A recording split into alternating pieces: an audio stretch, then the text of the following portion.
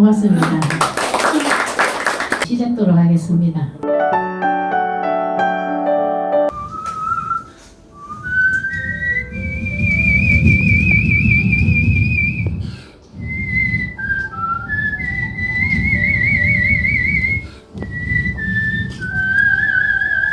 감사합니다.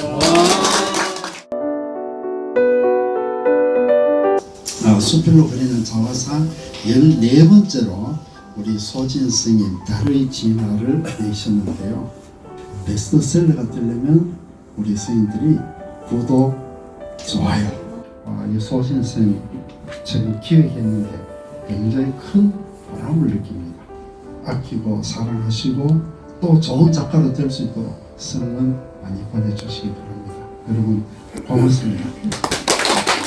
박규혁 선생님이 우리 지역에서 유명 수필가시구나.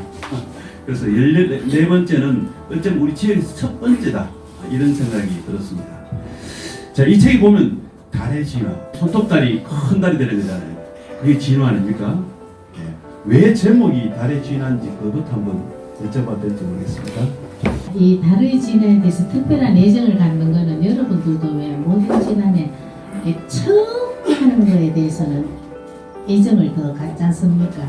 저는 수필이라고 시작하가 수필이라고 끄적거려 본 게 제일 첫 작품이 달의 진화입니다. 그때는 제목이 달의 진화가 아니고 추억해가지고 이제 아들하고 수송무새 같은 이야기를 썼어요. 썼는데 쓰고 나니까 이 추억이라는 제목이 너무 진부하다. 이래가지고 달의 진화, 이제 아버지와 아들, 달의 몰락에서 달의 진화, 이렇게 제가 이제 점점 생각이 진화가 돼가지고 달의 진화라고 제목을 붙여보니까 훨씬 더 수필 냄새가 나서 기분이 좋았어요. 그럼 최소한 50년 전에 남편과 또 이게 15년 전에 아들과 그 두 사람이 등장하네, 그죠? 그러니까 수필이라는 것이 나의 이야기를 우리의 이야기로 확장하는 거잖아요. 단순한 추억에서 이제 우리의 이야기로 나의 이야기에서 벗어나서 확장이 되는 거니까 그 진화라는 말이 이제 그래서 나오는 거죠. 네. 200페이지 되는 책 안에 이 봄, 여름, 가을, 겨울로 이렇게 맞춰놨어요. 내가 만약에 독자라면 해맞이 봄부터 시작을 해서 이렇게 쓱 여름으로 넘어가고 쓱 가을로 넘어가고 쓱 겨울로 넘어가는 이렇게 그 작품에 따라서 체화되면서 넘어가는 이런 게 좋겠다 싶어서 그렇게 했어요. 이 글을 쓸 때 영향을 준 그런 작가나 외부인이나 그런 분들이 있었습니까?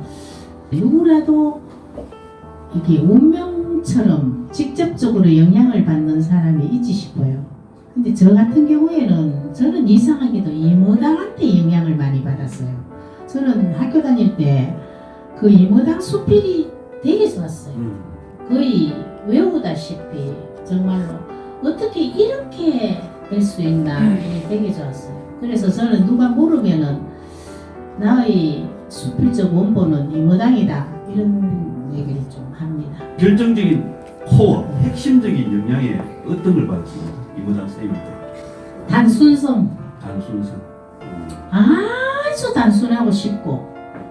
그래서 저는 지금도 강의를 할 때 어느 정도 쉬워야 되는 거 하면 중학생이 읽어도 모르는 단어가 없게 그렇게 쉽게 풀으라고. 그러니까 그 잘 푸는 게 능력이다.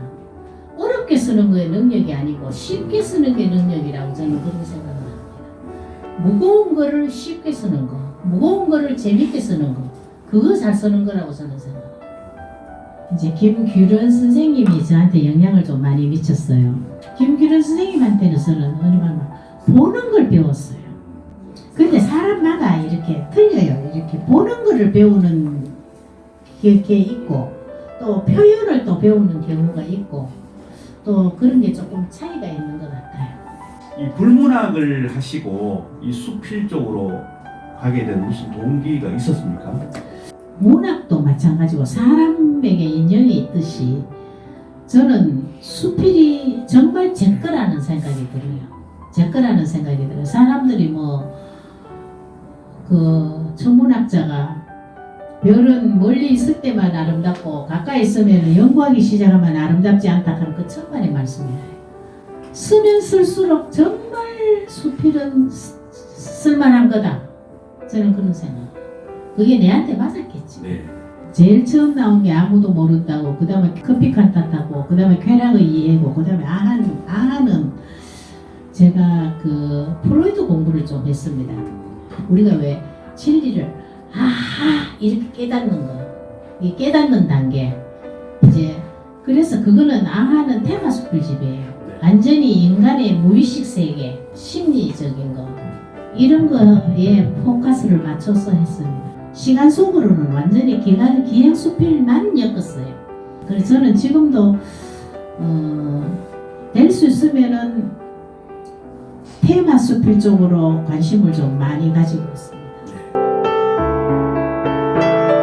1권에서부터 4권까지 어떤 식으로 발전했는지 그걸 듣고 싶어요.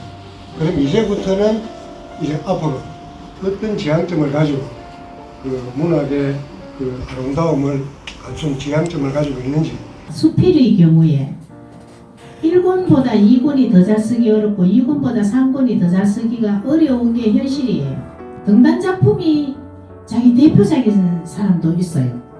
근데 그거는 우리가 굉장히 경계해야 될 문제라고 생각을 하고, 스스로가 그거는 자기 자신을 채찍질해야 되는 부분이라고 생각을 합니다.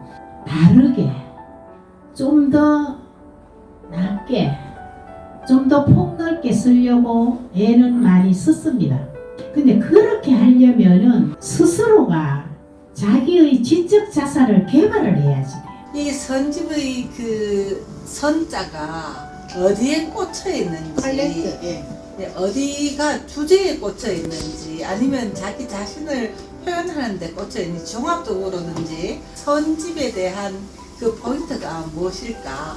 2020년 이전 작품 중에서 가장 수필로서 가치가 있는 작품, 수필적인 거, 그 수필적인 거는 그 가치가 시적인 거, 시조적인 거, 평론적인 거, 소설적인 거에 절대 뒤지지 않게 첫 괜찮은 게 수필적인 거라고 생각을 해요. 여성 작가로서 보면 조연 선생님 보면 스펙트럼이 굉장히 넓은 부분이 좀 있어요. 그것은 무슨 큰 비결이 있는지 그걸 한번 질문해 보고 싶습니다. 여자거나 남자거나 간에 수필인으로서 가장 경계해야 될 부분이 그 스펙트럼이라고 생각합니다. 늘 밖에서 잔문 나무래기라는 말을 들을 때 이게 스펙트럼을 얼마나 넓히는가가 그 작가가 성공할 수 있는 다는 요인이라고 생각을 합니다. 굉장히 다양성 있게 볼 수가 있잖아요. 근데 그 다양성은 어디서 나오는가 하면은 작가의 지적 자산에 관계가 있어요.